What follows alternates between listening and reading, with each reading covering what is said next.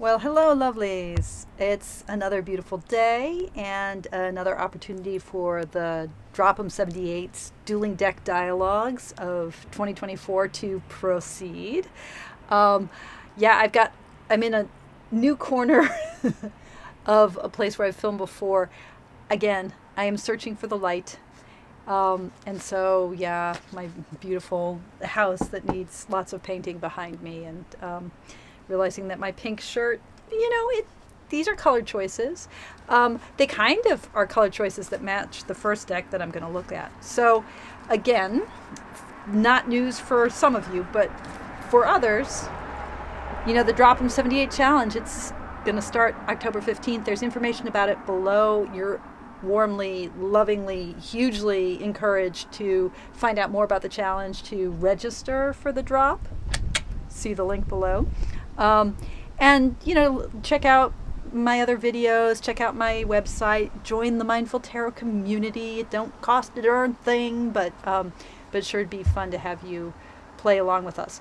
And I've been doing these deck dialogues now for a few years as kind of lead-ups to the challenge while I work with my current beloved decks, trying to figure out which is the deck, or even more, my decks that I haven't given too much love to, trying to figure out which is the deck that I want to work with, because part of the challenge of the Drop 'em 78 is to be tarot monogamous for 78 days, to commit myself and my energies to a single deck.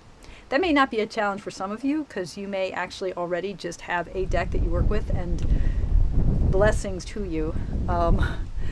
Your life is less obsessive than mine. But committing yourself to a single deck, one card at a time, one day at a time, starting with the Ace of Pentacles, moving through the Pentacles into the Wands, starting then with the Ace of Wands, moving up through the King, then into the Cups, then into the Swords, and then finally into the Major Arcana, beginning with the Fool and ending with the World on December 31st. One deck, one day at a time, one card at a time, boom, drop them. And the question is, what deck do I want to work with? So today I'm going to be looking at, I think, 4 decks. And these are decks that all have a really kind of painterly feel to them. They all come from gifted and kind of, to me, quite interesting, what's the word I want? Modern, contemporary artists. Beginning with, Elizabeth Knight? That doesn't seem right. Sophie McKnight. That may also not be right. I will put her actual name below. And the Painted Tarot, which is a deck that I have never really worked with. I knew I had to have it when I first saw it. Another member of the Mindful Tarot community was posting with it. It's got quite stiff cardstock, beautiful backs, and this deck is all portraits. Every single image is a portrait. So when I was thinking about working with this deck for the dialogues, I was like, well, maybe I should pair it with something like Cat Black's Touchstone Tarot, which also has this feel of portraiture. But this is so painterly and so unified by this single artist's vision that didn't seem appropriate. Okay, I am going to shuffle this deck really beautifully, and then I'm going to start talking to it, with it, in the way that I do for these dueling deck dialogues. Thanks for being here. Okay, so Painted Tarot. Yeah, what do you want me to know? What do you want me to be looking at? What do you want to lead me into as I work this fall?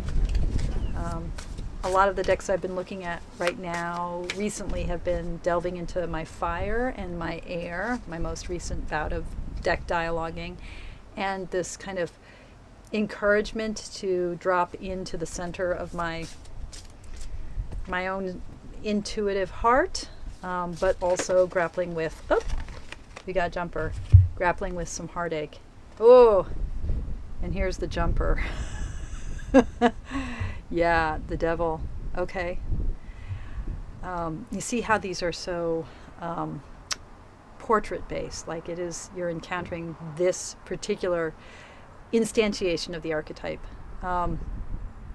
So are you saying that, yeah, okay, I always think of the devil as kind of the karma and the unfreedom card, like the card that's about, the patterns that have defined us up until now, our, generational stuff, including generational trauma, but also the way in which our lives have had this kind of patterning to them, and how do we get free? So are you saying you want to take me into the heart of my karma? Is that what you're saying?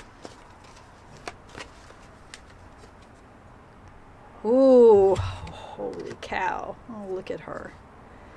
Yeah, you're saying, right through. Ooh, let me.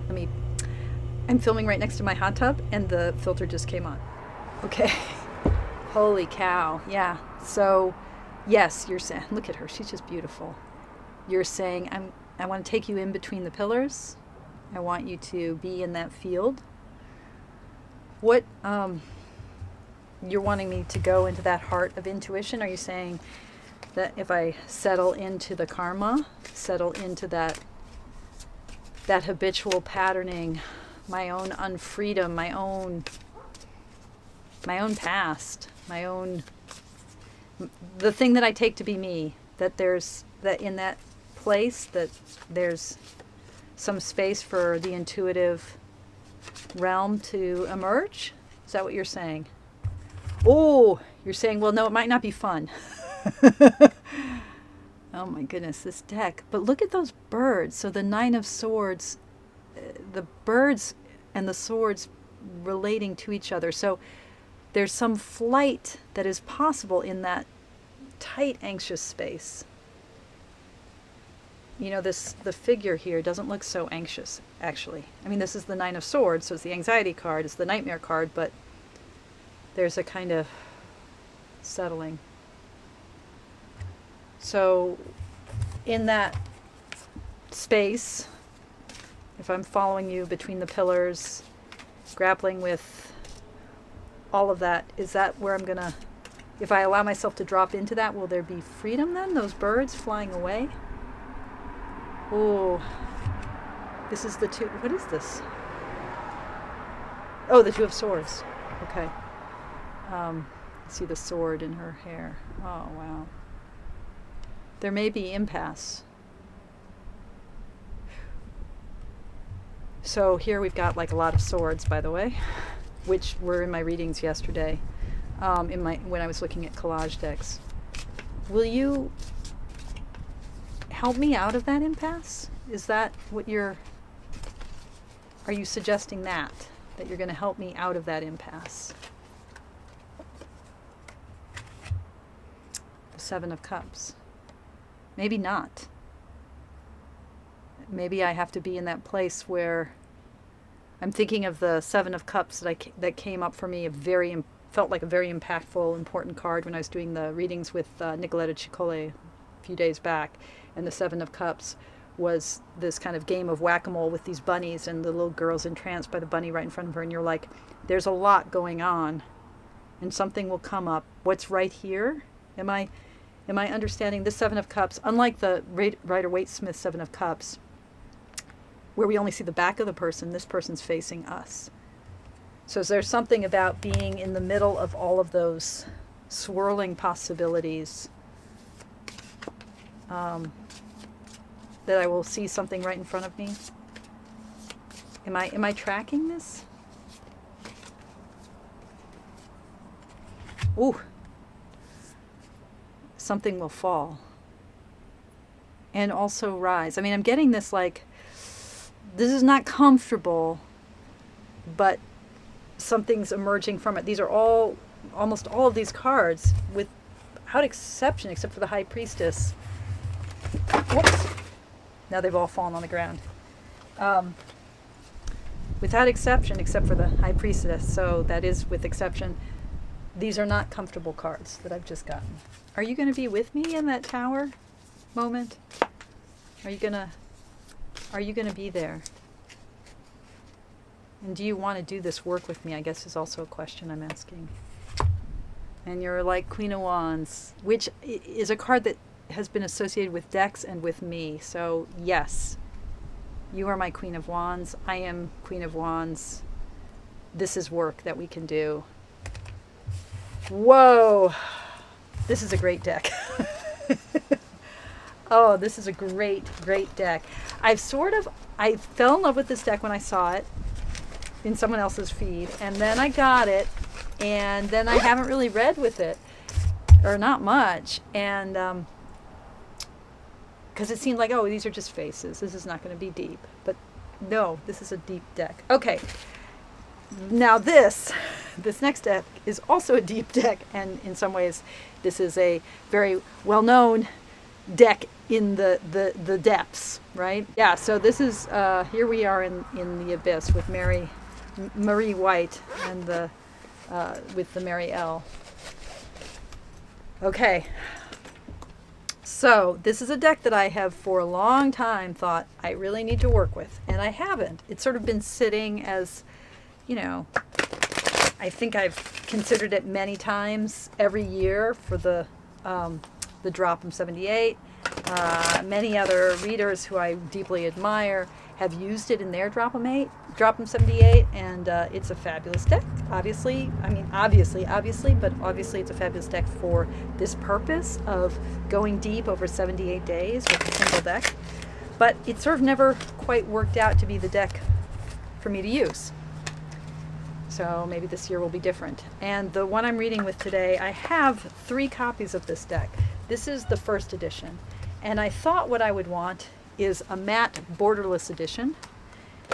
And then Shipper came out with that, and I got it smack dibbity dab. No, that's not the word. Lickety split, something like that. I got it right away.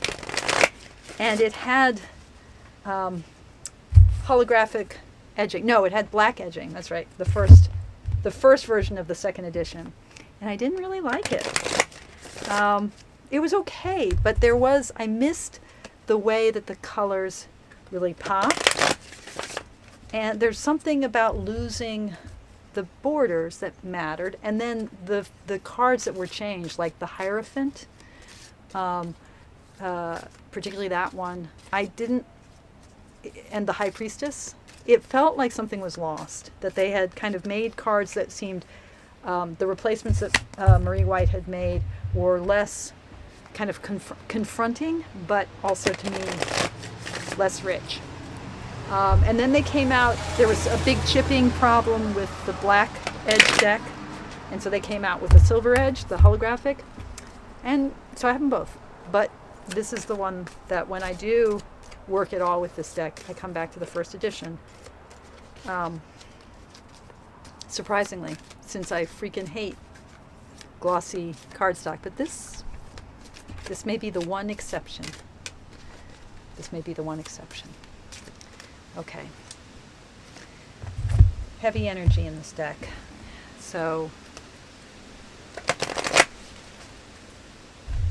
find myself a little intimidated to read with the Marielle, which is funny.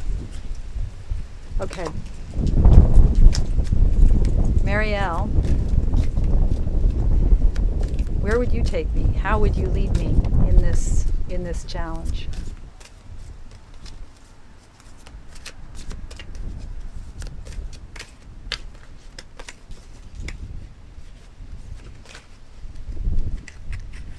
The Knight of Wands. Okay. Let's see. I'm hoping that this is the light here, which is good on my eyes, may not be good on these cards, but hopefully you can see. Not too much reflection. Yeah, okay. So the Knight of Wands. So again, we're like dealing with the world of fire, and the fire that's in my eyes, the fire that's in my heart, that kind of echo in his palm, you know, this lynx figure. Let me just see what's said about the Knight of Wands. The Knight of Wands, the Dark Knight, was originally meant to be a black panther, but as I painted him, he evolved and became more ambiguous, so what kind of animal he was could no longer be easily determined. Wolf, rat, bat, bear, panther, man.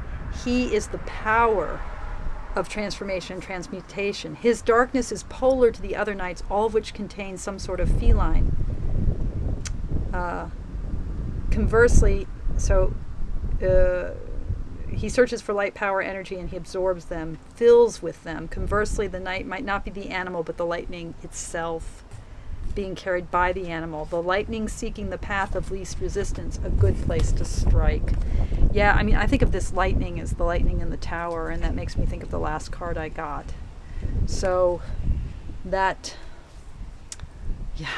ignition, that spark, that is, it's not the light that I bring. It's not that the light that I am, but the light that I bring. It's that fire. It's that striking. This reminds me a little bit of the Nine of Wands. It is my card this month in the Ostara Tarot, which has a feline, like maybe a lynx. That's why I'm thinking this was a lynx with illuminated eyes. So it's that carrying the light within, potentially to bear it forward. Tower light, maybe. Ignition. Is this a truth about me? Are you wanting to show me my night energy, my Knight of Wands energy, my Fire of Fire energy? And you're like, Eight of Wands. Oh, yeah, you're like, there. Oh my God, look at that. So the Kundalini fire energy that is holding her, and sort of like the sky, kind of like the Egyptian goddess Nut, the sky wrapped around her, the lemniscate, that is the serpents, that is the paws of this lion fire. Holy shit. Oh my God. These are some freaking powerful cards. Okay. Art describes that which is vague. Okay, I like that. I've talked about the difference between vagueness and ambiguity in the Mindful Tarot community, Zooms. Vague is where the boundaries between things are not clear. Ambiguous is, it could mean this, it could mean that, but vague is like, oh, this is a world, a shape-shifting world. So this could mean anything and everything. Art describes that which is vague. The wings of the lion are the open robes of the magician, exposing his inner core. Having stolen the fire from the gods, taking possession of your own soul, the magician rises again like the phoenix from you, showing his true form, a blazing star of your full potential, with 1 foot in time and one in eternity. Okay, there's a lot here. I'm not going to read. I mean, clearly, if I do end up working with the Marielle, her guidebook, Landscapes of the Abyss, it's poetry. It's like working with the Margareta Pedersen, that you do really need to work with the words as well. But yeah, I mean,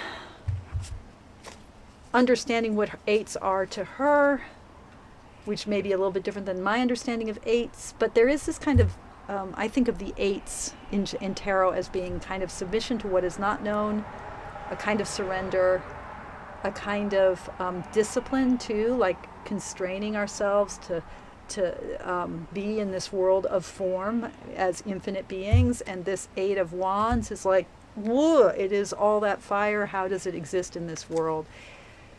You're going to let me understand my fire. I'm thinking you're going to let me understand my magic. Is that, or help me? Is that what you're saying? Is that, am I understanding? Seven of Wands. Okay, and this is that tiger, I think. Oh, I can't remember what this animal is. But another another wand. So yeah, we're in the world of fire. Let me just see what the Seven of Wands is. I've gotten this card before and have not known. It was inspired by the white horse of the chariot, but this does not look like a horse. Okay. But this is very seven, but it's the Seven of Wands. So what is that kind of seven individuating energy, coming forward energy, driving forward, that chariot energy in the land of fire? Okay, fire. We've got lots of fire here. What is gonna, where am I going with this fire? How are you guiding me? Where am I going? Where's this chariot going? King of Wands. I'm going to become the King of Wands. Who are you, Marielle Tarot? Who are you?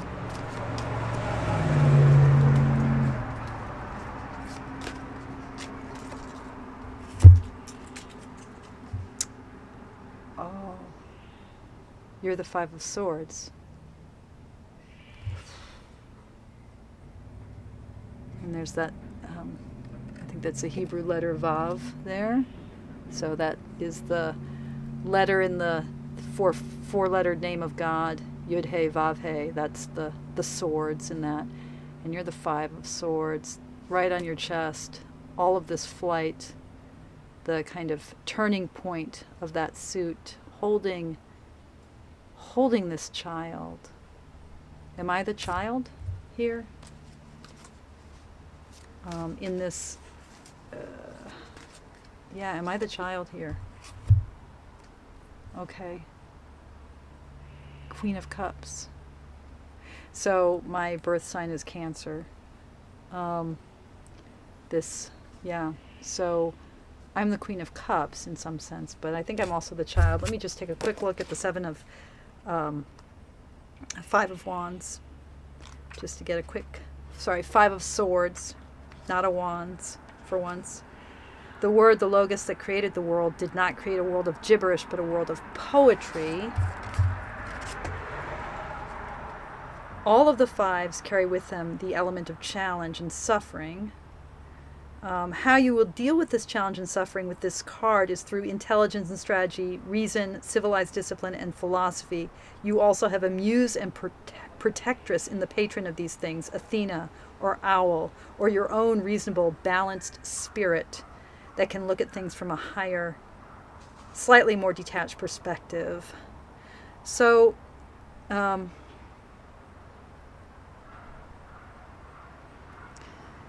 all the fives depict the Garden of Eden.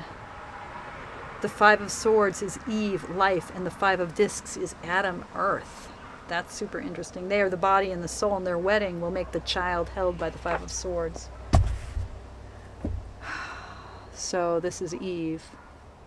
She's got her own poetic... Oh, and is Eve holding the hand of Adam? Yeah, there's another hand in there.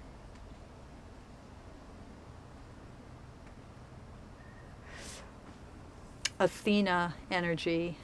Athena is one of my goddesses. Okay. Yeah, giving birth to the Queen of Cups out of a lot of fire, and then that conflict of the Five of Swords, which also involves strategy and kind of that sense of deception. We can sort of squint here and get to the Five of Swords in the Waite-Smith lineage, where it's, this kind of zero-sum game of the battlefield with the three figures. It's that kind of like, there's cunning here, but how does that heal? How does that cunning heal us? How does it lead to the Queen of Cups? That's something that's going to be at stake with this deck. And look, here we are, the Page of Swords at the very bottom. Holy moly. By the way, the card that I have on my bag is the Page of Cups. So holy freaking moly, guys. Okay. Fire, fire, and water, and air. Not a lot of earth. My next deck is the Pholarchos Tarot by Carmen Sorrenti, and I have not even flipped all the way through this. I've been sort of saving this for a time when I can really dive in. This is a really super cool deck. Some people talk about loving the majors and not really liking the minors, or they're not seeming a consistent style vision through the whole thing. These are all coming out of Sorrenti's dreams, and her introduction is beautiful. She says, I come from mountains that plunge into the sea. The elements are forceful here, and the area is dear to old myths. In some versions, it is where Odysseus had himself tied to the mast of the ship to resist the onslaught of siren song. Greek colonies settled along the coast, and not far south was a place called Velia? Not sure. Where Parmenides lived in the 5th century BC. Evidence has been found of him being one of these mysterious Pholarchos. I say mysterious as it is uncertain what the word means. This in itself is like a dream. Already we are set to travel unknown territory. I like to go with Peter Kingsley's idea that what is literally a lord of the lair, Pholarchos as lord of the lair, is one that enters a cave and waits for big dreams that can be taken back to the community.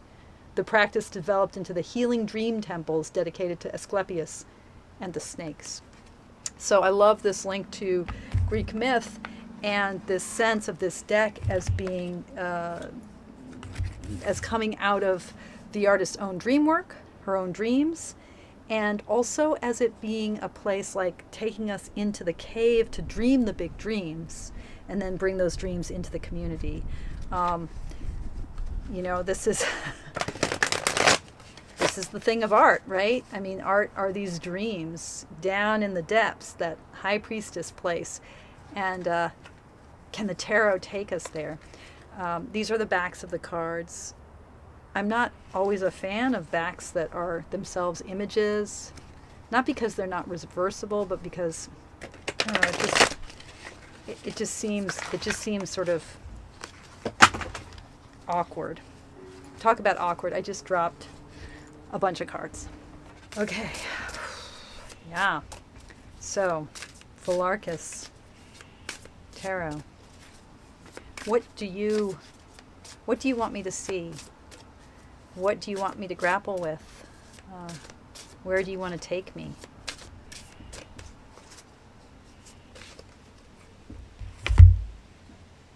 Queen of Sparks. Okay, people. That is what you think it is. The Queen of Wands. Okay, so the Queen of Wands. And in that space of her sparks, what then? Is that what you want me to inhabit? That person, that being, that spark? To what end? Okay. This is a strength card. I've gotten this card a number of times from a number of decks. So something about my power, something about vulnerability. This particular version of the strength card has a lot of other figures in it. So there is a strength that I'm thinking that goes into the dark, into the shadow, into the materials of the unconscious. That's what this dream is. It's going to be dreaming. So I take myself as Queen of Sparks into the dream world. And what then? What do you want me to encounter? Or what are you going to help me encounter? The Star.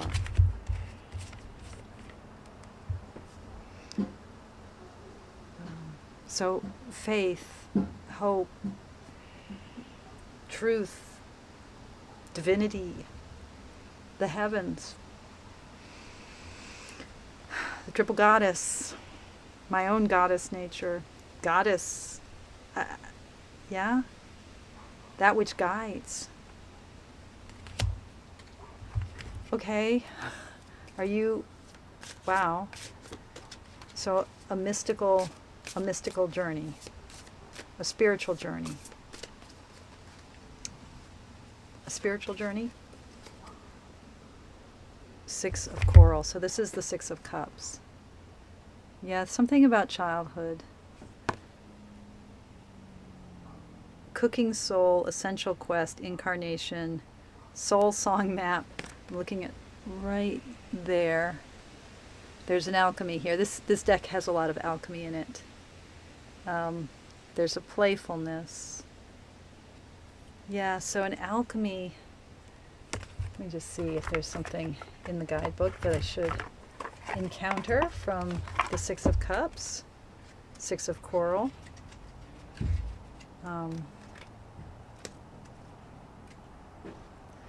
She plays at the beach shack, carries in a large bowl of silver liquid for you to wash her face.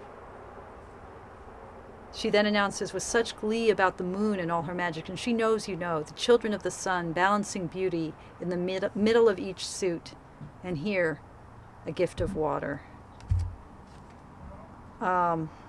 Yeah, so a gift of water. Where am I to take that gift? Or what am I to do with that gift?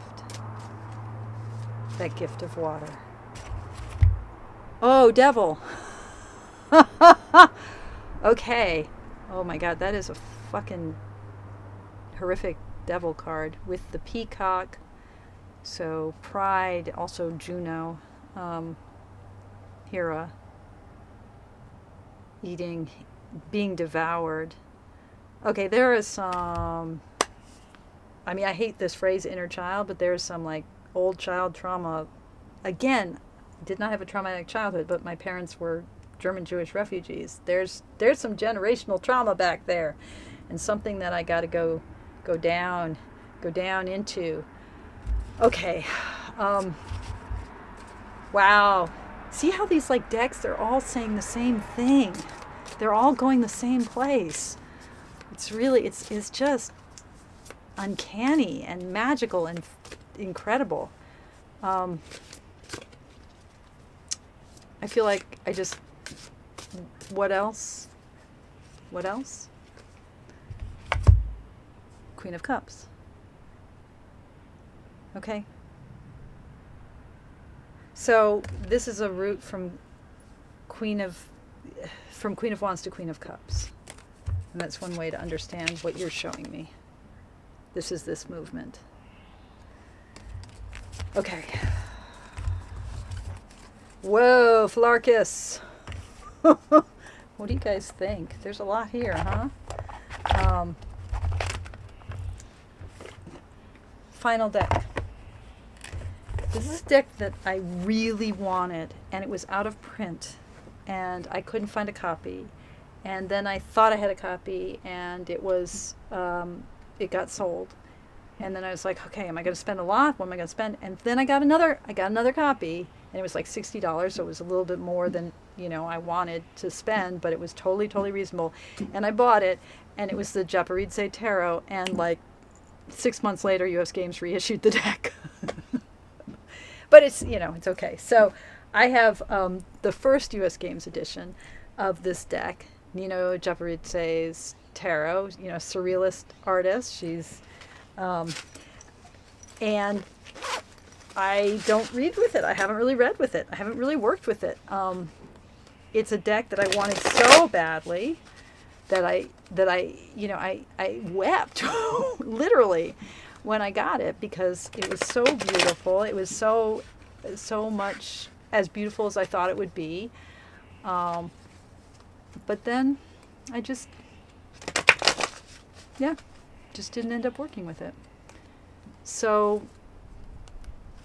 this might be different. This might change. This might be the time. Okay. Japaridze Tarot. Yeah.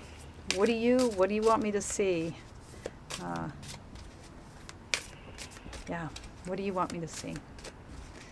We've been looking at a lot of fire, and Queen of Wands fire, something about, and there's like this kind of journey in dark night of the soul, journey down into the depths, into shadow, coming into water, Queen of Cupsy. What do you say? What do you want me to see? Okay, Nine of Fire, Nine of Wands. Okay. There's battle. There's what it is to be embattled. I'm just going to take a quick look at the guidebook to see if there's something. In the arena of a coliseum, teeming with spectators, two gladiators battle. These two combatants are the Midas warriors, and they appear evenly matched in a contest. Their mastery confers no automatic victory, so, okay, so it's just embattlement. Okay, so that fiery force, yeah, it's kind of self-perpetuating. What do I do with the fire? What do I do with the fire? Are you going to help me understand what to do with that spark? Four of Gardens. So this is the Four of Wands. I'm sorry, Four of Pentacles. And in this deck, I'm not sure I understand the marionette. Let me just take a peek.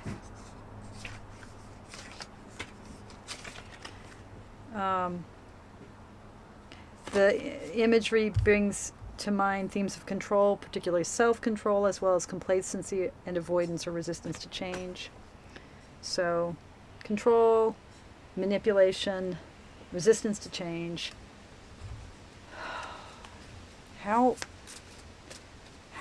is that Four of Gardens, that Four of Pentacles energy, that holding energy, how is that a relationship to the fire? Is this a kind of wanting a kind of holding pattern here? Is this that I'm resistant? Is this what you're going to help me see? King of Wands. So this is what you're going to help me see, the King of Swords. Oh, you see the light piercing through. Yeah, so you're going to help me pierce through. See that effort to control. And to what end? Where does that lead me then? How does that work for me? The Chariot. Okay, so we've got that 7 energy and that push, that movement. Finding my vehicle, moving forward, maybe against all odds, maybe it's a little improbable, maybe there's a little tightrope-y energy here, but moving forward. Okay. Where? I feel like I'm asking the same question I asked with the Seven of Wands in the Marielle? I think that's where I saw this. Okay, so yeah. Where to? To what end? Five of Tides. So this is the Five of Cups. Loss. She's pregnant. This pregnancy that is also death. And sort of all the religions. See, the Five of Tides. Let's just see what she says about the Five of Tides. A pregnant woman stands silently in a cemetery, deep in the remembrance of one who has passed on. As with the fives of the other suits, this card indicates instability or loss. We're getting that fiveness in some of these readings. The soon-to-be-born child is a reminder that growth, hope, and the cycles of life go on despite and throughout any tragedy. So, grappling with loss. Grappling with loss. What more do I need to know here? Grappling with loss. So if I inhabit that space of pregnancy in the middle of a recognition of grief, what then? Strength. Okay. Wow. I don't know, guys. What did you think? What did you see? Thank you guys for being here. Thank you so much for your practice, and thank you to these amazing, amazing decks. Take good care. Bye.